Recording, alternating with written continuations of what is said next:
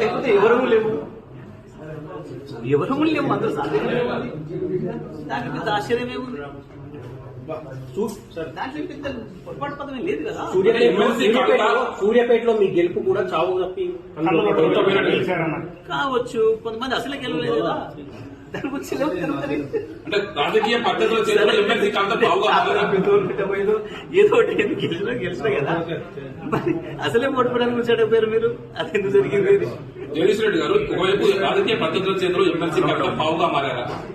నేనేమంటున్నా, నేను చాలా క్లియర్గా చెప్పిన, నా ట్వీట్ లోనే చెప్పిన, వాస్తవం